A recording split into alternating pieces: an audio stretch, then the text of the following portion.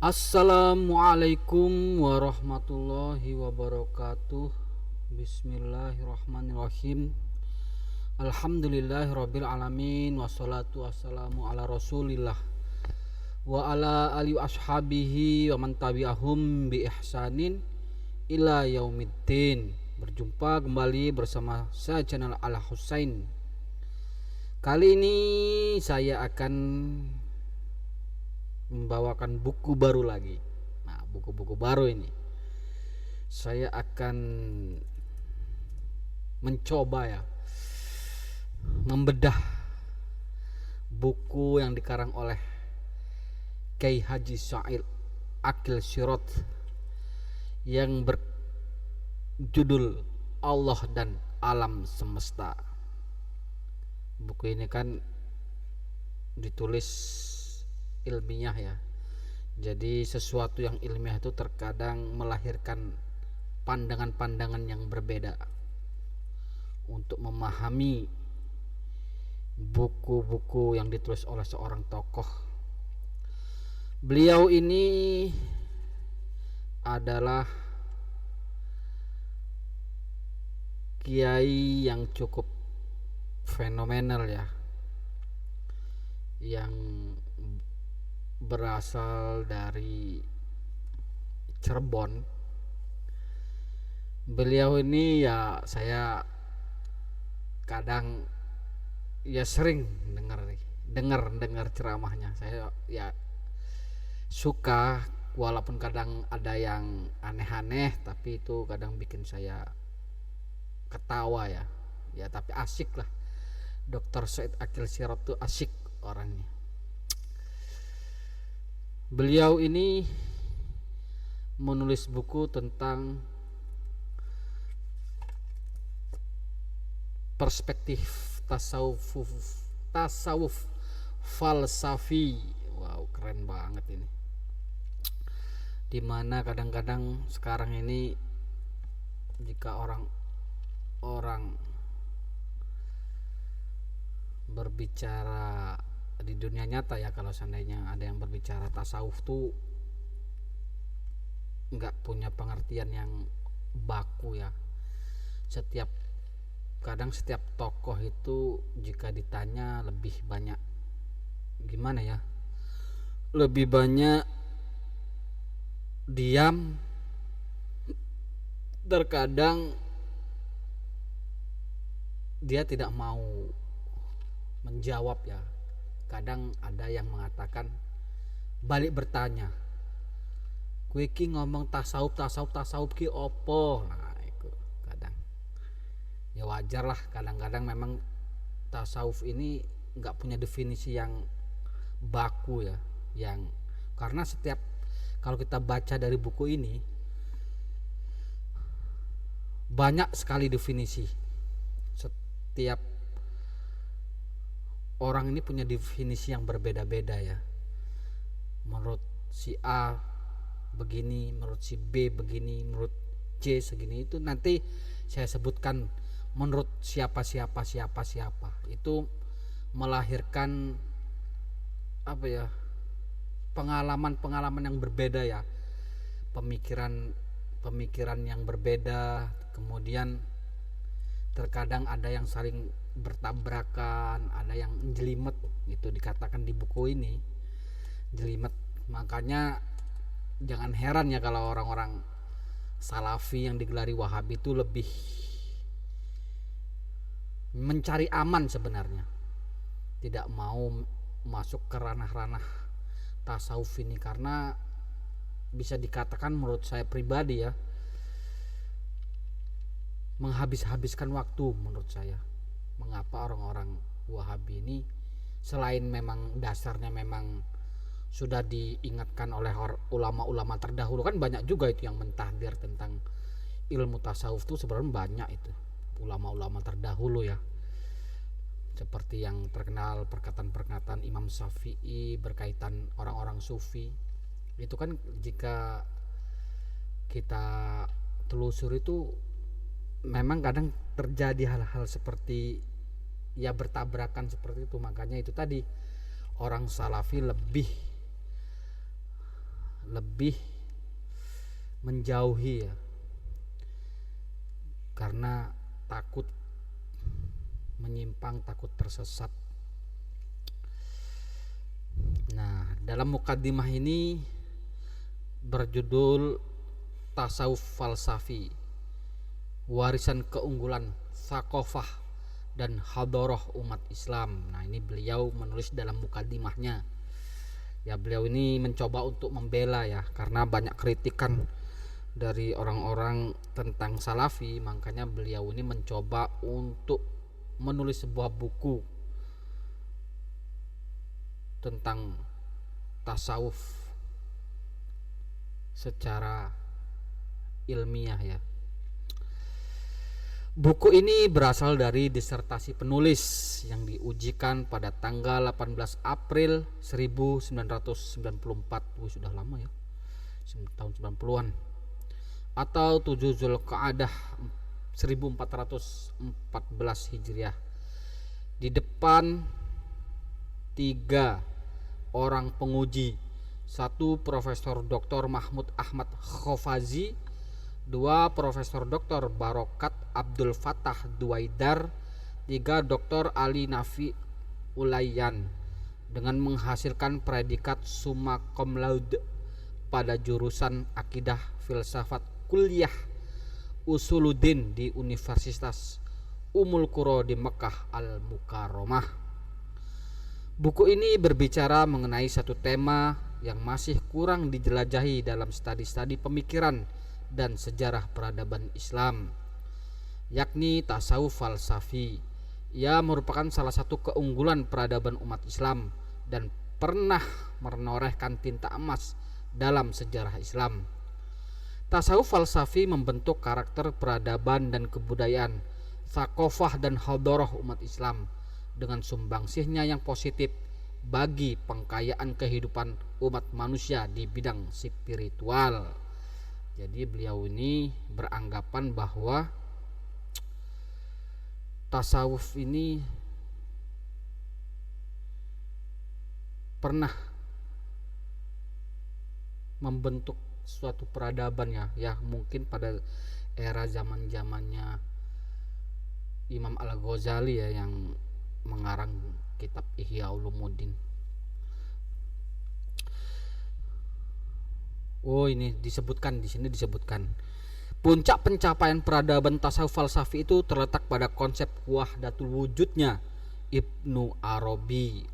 Ibnu Arabi ini kalau kita perhatikan banyak loh ulama yang mentahdzir beliau, bahkan ada yang mengkafirkan beliau, ada itu di kalangan Asy'ariyah, ada itu Ibnu Arabi. Ia bisa menjadi salah satu alternatif solusi memahami problem hubungan antara Allah dan alam semesta sejak zaman dahulu kala sampai sekarang. Filsafat berusaha memahami rahasia hidup, yaitu relasi Tuhan dan alam semesta, tapi belum ada jawaban yang memuaskan. Pada Ibnu Arabi inilah terletak salah satu jawabannya. Ini menurut tulisan beliau ya. Ya, kita nggak tahu ya. Tapi kalau kita lihat perjalanan kehidupan Ibnu Arabi itu, kitab-kitabnya banyak tuh yang disesatkan ya dengan oleh ulama-ulama lain ya. Karena memang banyak mengandung kata-kata yang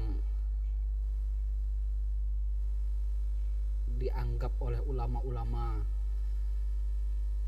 ahli syariah ini sebagai kata-kata yang kufur ya, karena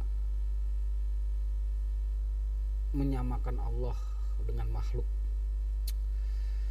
Para pemikir barat pun sempat melirik kepada warisan timur dan beralih ke tradisi intelektual dan spiritual Islam. Ini dengan harapan menemukan sumber daya kultural spiritual yang dapat membantu menghidupkan kembali apa yang telah hilang dan mengoreksi alam psikis dan ketidakseimbangan spiritual peradaban mereka. Wah, mempengaruhi orang barat juga ini.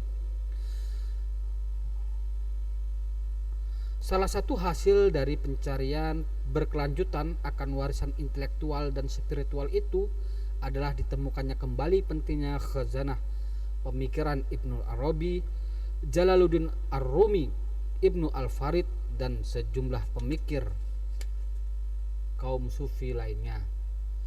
Khazanah tasawuf Islam ini membuka jiwa dan kesadaran mereka untuk sebuah kemungkinan memahami alam ini dan relasinya dengan Tuhan secara lebih baru dan memuaskan. Para sufi dari Al-Junaid, Al-Ghazali hingga Ibnu Arabi telah memberikan teladan yang luar biasa perihal bagaimana menyelami agama secara hakiki melalui pandangan tentang hubungan Allah dan alam yang memperkaya ruang batin kehidupan umat manusia. Para sufi falsafi berkontribusi dalam menanamkan rasa penghayatan keberagaman umat hingga menjangkau sisi terdalam agama itu sendiri, bukan berangkat dari penghayatan keagamaan lahiriah yang kemudian gampang menempuh jalur apa saja sembrono serta menyalahkan siapa saja yang tidak seide dengan pemahamannya. Ini jelas pemahaman dangkal, sutiyah, dangkal, rigid, dan kaku dalam memahami ajaran Islam yang universal. Memang kadang-kadang orang-orang tasawuf ini, orang-orang sufi ini sering, biasanya ini untuk menyindir orang-orang ulama-ulama syariat, ulama syariat yang dikatakan kadang kaku, dangkal. Nah, itu karena memang ilmu tasawuf ini ilmu yang gimana ya?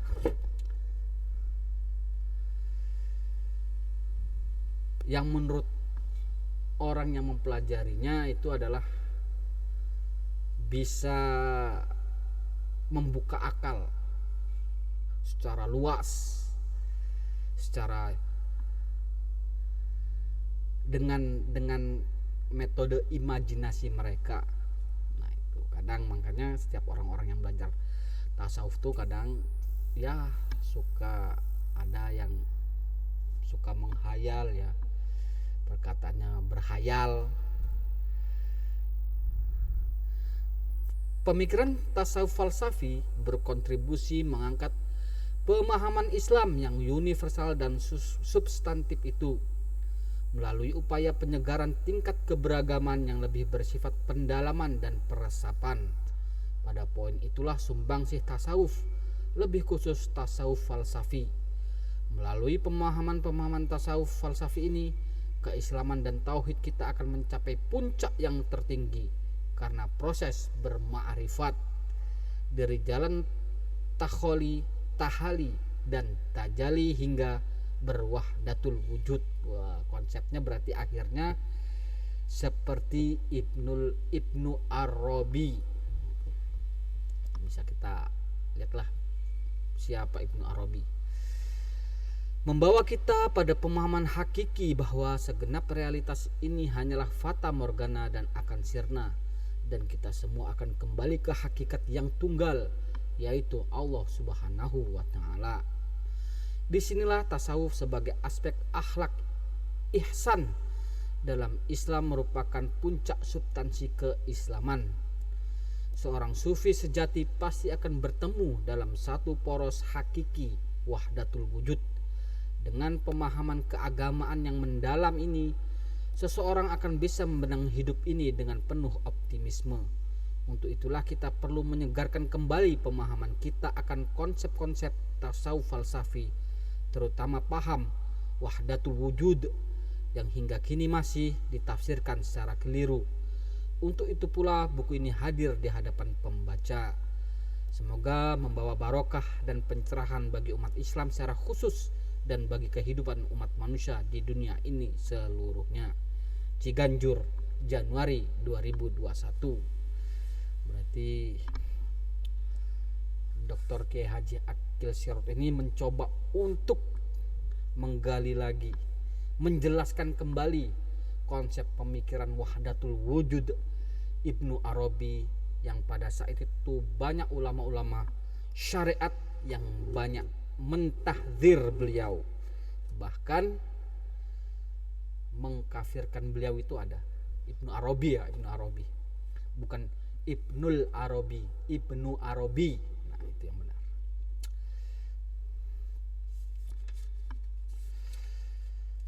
Bab pertama, tasawuf falsafi, kelahiran dan perkembangan. Bagi seseorang yang hendak mengkaji tasawuf, terutama tasawuf falsafi, pengetahuan yang mumpuni tentang ajaran dasar agama Islam haruslah dijadikan bekal. Al-Quran dan hadis harus selalu menjadi pegangan dasarnya.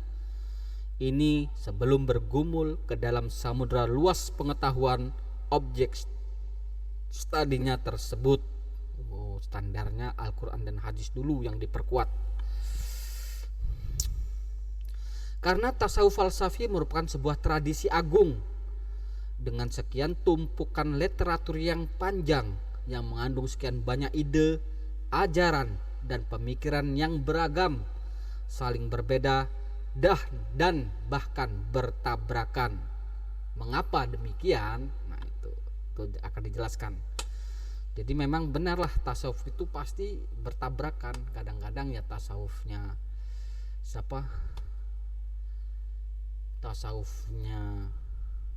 para Habib Ba'alawi ini berbeda dengan tasawufnya Asy'ariyah yang Nusantara yang NU itu berbeda, karena ada orang-orang yang meneliti seperti Kiai Haji Nur Ihya yang mengatakan bahwa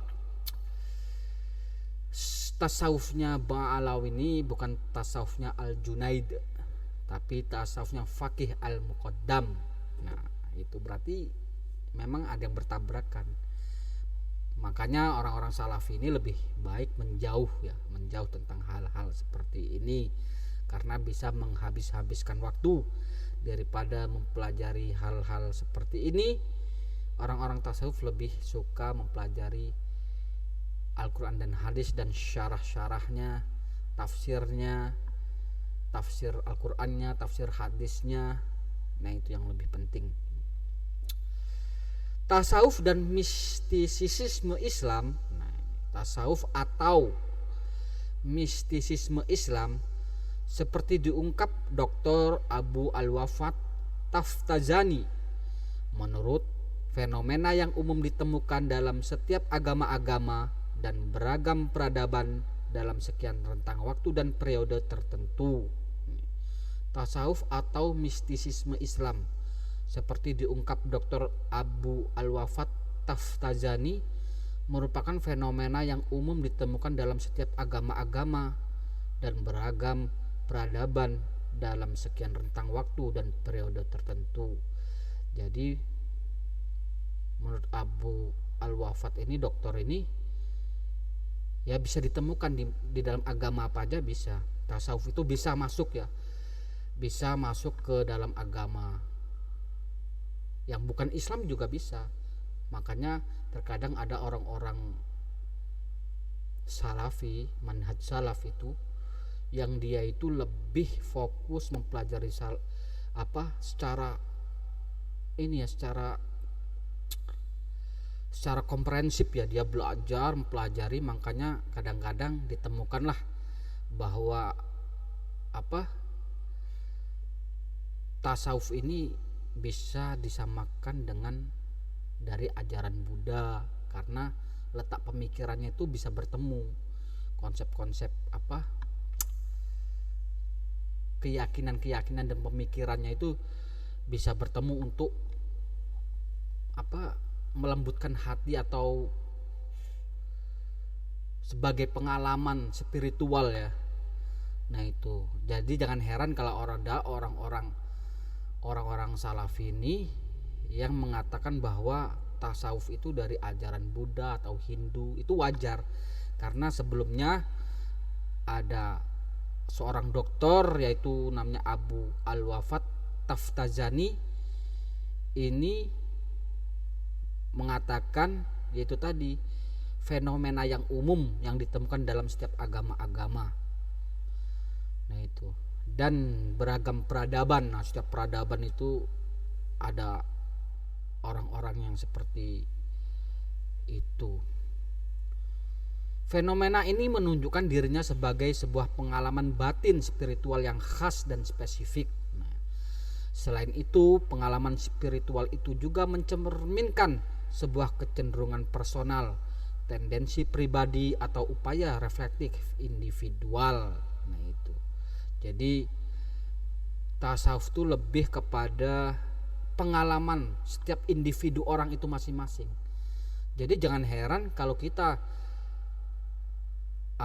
bertanya tentang tasawuf kepada orang-orang itu, kadang mereka tidak bisa menjawab. Itu wajar. Itu orang-orang yang ya istilahnya orang-orang nahdiyin ya, biasanya kalau siapapun kalau diajak yuk tasawuf, seperti belajar tasawuf gitu, mereka tuh lebih nggak mau berbicara ya, seolah-olah mereka ini akan mungkin belum pantas berbicara tasawuf, karena menurut orang-orang yang fakta di lapangan ini memang jika mendengar istilah kata-kata tasawuf ini seolah-olah derajat orang itu tinggi banget ya. Jadi mereka itu lebih diam, lebih banyak diam, takut salah untuk mendefinisikan tasawuf tersebut. Karena memang jika ditanya person one person ya, mereka ini tidak bisa menjelaskan definisi tasawuf dengan secara baku, karena itu tadi pengertian tasawuf itu banyak, setiap orang itu bisa. Ya saya juga bisa, saya bisa juga. Menurut saya tasawuf itu pengalaman ya, pengalaman setiap manusia dalam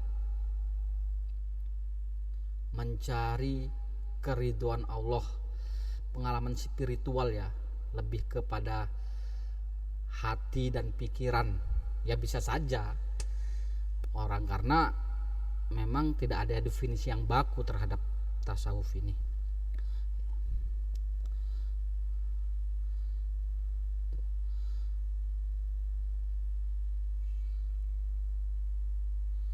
Karena itu tadi kan disebutkan, selain itu pengalaman spiritual itu juga mencerminkan sebuah kecenderungan personal, tuh, tendensi pribadi atau upaya reflektif individual. Nah, pilarnya berupa kekuatan imajinasi dan pengalaman mistis sekaligus. Tuh pilarnya tuh ya, jangan heran kadang orang-orang yang lebih mengatasnamakan dirinya ingin bertasawuf, dia itu lebih suka hal-hal yang imajinasi ya, berhayal, sifatnya ya yang aneh-aneh lah, yang sering terjadi yang aneh-aneh. Kadang ya seperti dalam perkataan-perkataan seorang Ba'alawi itu kan ada hal-hal yang kadang-kadang berbicara bahwa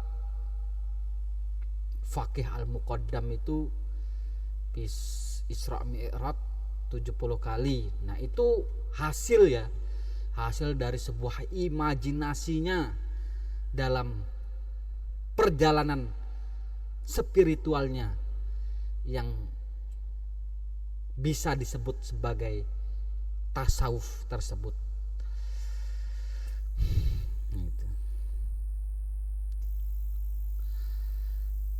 Dalam konteks pengalaman seperti ini, jelas kita tidak akan menemukan sesuatu yang bersifat ajak, tetap, dan tidak berubah. Sebaliknya, pengalaman itu selalu berbeda dari satu individu ke individu lainnya. Tuh kan tadi jelas bahwa setiap pengalaman orang itu dalam dunia tasawuf itu berbeda-beda, melahirkan pemikiran yang beda-beda. Makanya jangan heran dikatakan bahwa tasawuf falsafi ini akan melahirkan ide, ajaran, dan pemikiran yang beragam, saling berbeda, bahkan saling bertabrakan. Nah itu jelas tuh.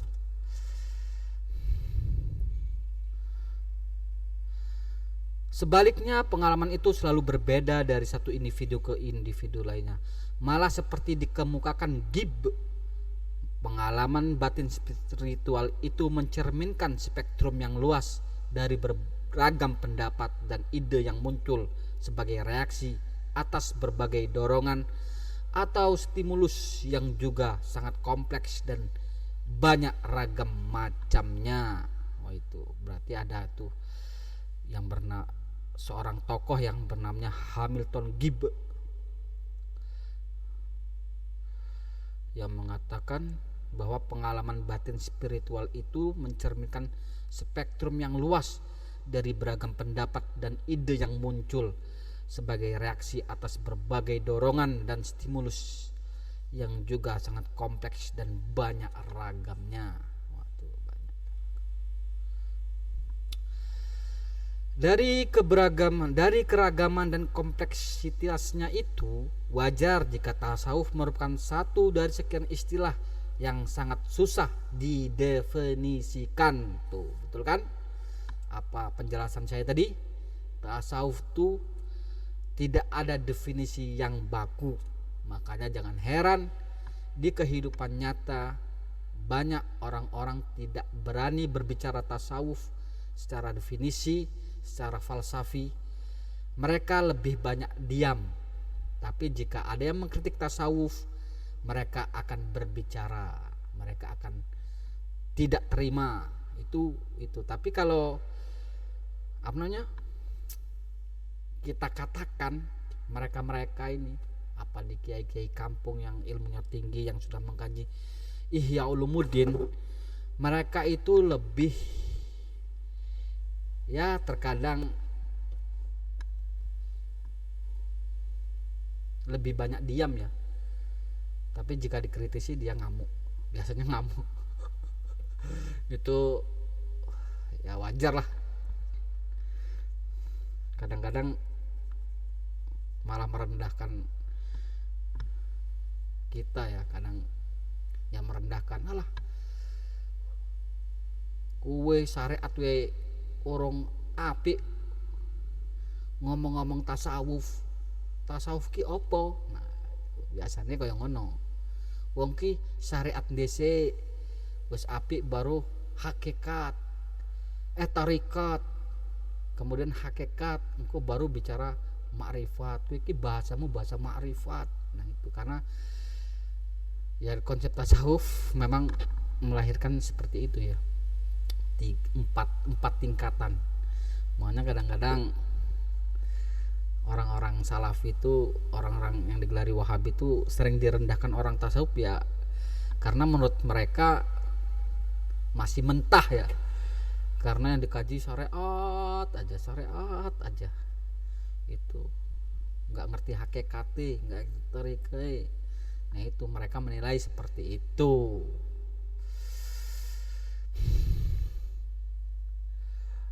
Ya ini buku ini berat ya, buku ini berat, tapi saya senang sih karena pada saat itu juga Ustadz Firanda itu Ustadz Firanda pernah menganjurkan suruh baca buku ini ya. Saya kan hobi baca, jadi saya baca buku ini karena di situ ada pembicaraan Syekhul Islam Ibnu Taimiyah berkaitan tasawuf ini. Ya ini bukunya Dr. Said Akil Sirot ya, buku berat ini, buku berat kata beliau aja pernah berbicara tuh 5 tahun wae orang tentu iso memahami buku iki. Nah saya mencoba untuk memahami, karena ya kalau nggak sesuai dengan apa yang dimaksud oleh Kiai Haji Said Akil Sirot ya nggak apa-apa lah, namanya juga seorang pembaca mencoba untuk memahami hakikat dari bacaan yang beliau tulis. Mengkajinya sebagai objek studi terlebih lagi sangatlah jelimet. Nah, ini. Dari keragaman dan kompleksitasnya itu wajar jika tasawuf merupakan satu dari sekian istilah yang sangat susah didefinisikan. Mengkajinya sebagai objek studi terlebih lagi sangatlah jelimet.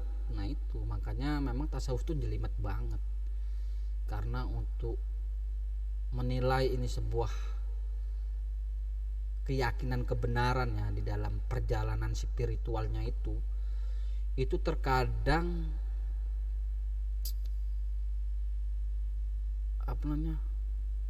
loncat-loncat ya. Loncat-loncat tuh maksudnya ya apa dia tuh ngerti syariat dulu atau hakikat dulu atau tarikah dulu. Itu kan susah banget ya itu. Menjelaskannya susah. Itu kadang-kadang bisa dijelaskan dengan konsep-konsep imajinasi. Nah itu baru dan itu ya, imajinasi hayalan, baru hayalan tapi hayalan itu dijelaskan dengan yang masuk akal. Nah itu jadi jelimet. Jadi wajar orang-orang salafi yang digelari Wahabi itu tidak mau bahkan menyesatkan ilmu tasawuf ini. Ya mungkin dari awalnya memang sudah ada komando ya dari imam-imam terdahulu yang berbicara tentang orang-orang sufi. Kan banyak itu orang yang ditahdir oleh ulama-ulama salaf berkaitan orang-orang sufi. Seperti Imam Syafi'i itu yang paling terkenal perkataannya, orang sufi itu dia waktu pagi bisa dalam keadaan sadar, nanti di sore hari dia menjadi gila. Itu kan ada itu perkataan Imam Syafi'i seperti itu.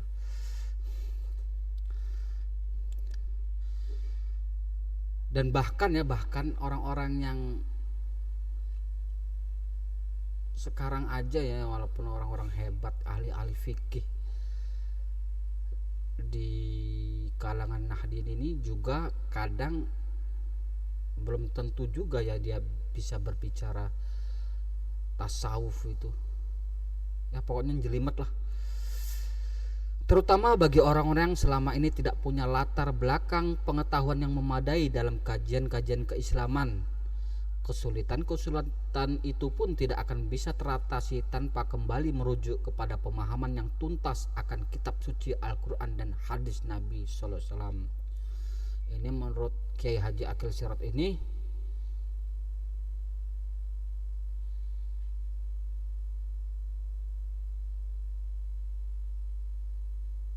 bagi orang-orang selama ini, jadi yang tidak punya latar belakang pengetahuan yang memadai dalam kajian-kajian keislaman, kesulitan itu pun tidak akan bisa teratasi tanpa kembali merujuk kepada pemahaman yang tuntas akan kitab suci Al-Quran dan hadis Nabi Sallallahu Alaihi Wasallam. Jadi ya itu tadi, menurut beliau standarisasinya harus paham tentang Al-Quran dan hadis Nabi SAW dengan pemahaman yang tuntas. Tapi kalau kita lihat ya, orang-orang tasawuf sekarang ini yang mengatakan tentang tasawuf sekarang ini, apa ada ya yang memahami Al-Quran dan hadis secara tuntas?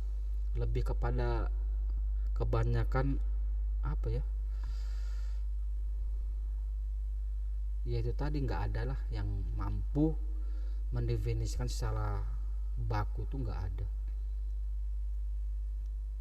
Bahkan siapa ya, jika kita banyak membaca juga, kalau memang pemahaman itu bagus, tuntas, ya mungkin bisa dikatakan Buya Hamka ya, karena Buya Hamka ini dia menulis kitab tentang tasawuf. Tapi setelah saya baca itu, tasawuf yang ditulis Buya Hamka tuh lebih kepada itu isinya Al-Quran dan hadis semua, itu tazkiyatun nafas, itu penyucian jiwa ya, karena di dalam buku Buya Hamka tuh murni yang dibahas itu tentang samalah seperti yang ditulis oleh Ibnul Qayyim al-Jauzi ya, Ibnul Qayyim al-Jauzi. Ya kalau memang ini dikatakan tasawuf ya bisa saja ya. Tapi menurut saya Buya Hamka itu menulis judul tasawuf itu, setelah saya teliti itu lebih kepada siasat beliau ya, karena pada zaman beliau itu memang pembicaraan tentang tasawuf itu populer banget ya. Tapi yang diharapkan Buya Hamka ini melihat tasawuf yang di zaman beliau ini seolah jauh dari nilai-nilai pemahaman yang tuntas terhadap Al-Quran dan hadis tadi. Makanya beliau ini lebih memfilter lagi.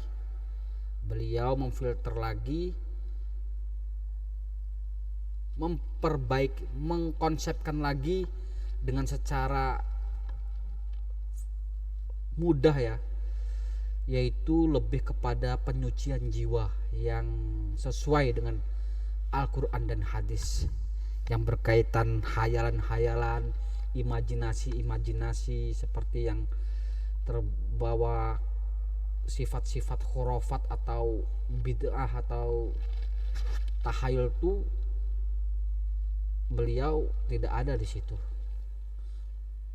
memasukkan dalam buku tasawuf yang beliau cetak ya. Karena memang ya kalau berbicara tasawuf sekarang ini ya gimana ya, kalau kita lihat ini orang-orangnya itu terkadang berbicara ada khurafatnya, ada tahayulnya, ada bid'ahnya. Nah itu kan gimana ya mau dikatakan pemahamannya tuntas akan kitab suci Al-Quran dan hadis Nabi SAW. Mereka masih amat jauh ya.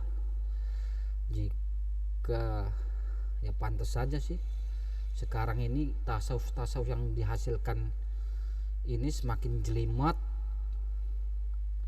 semakin bertabrakan.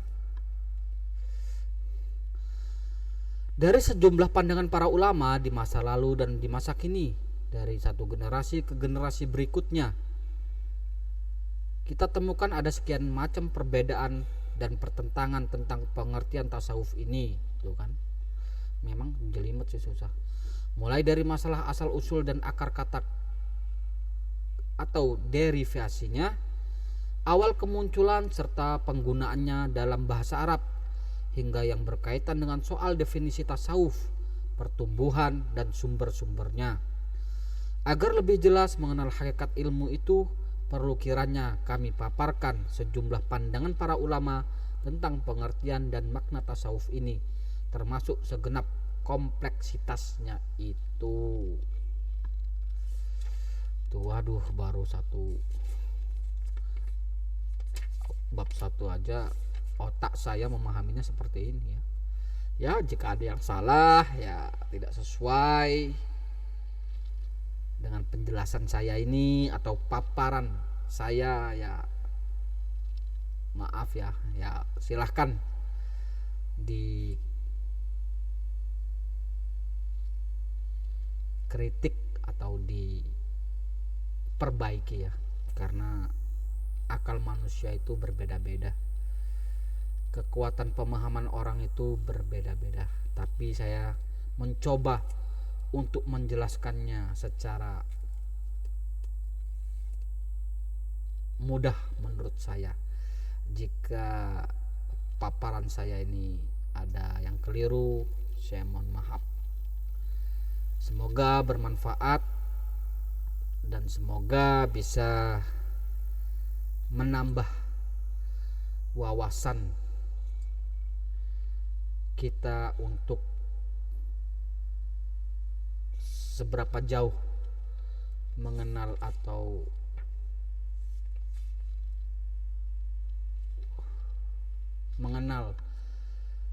istilah-istilah definisi tasawuf.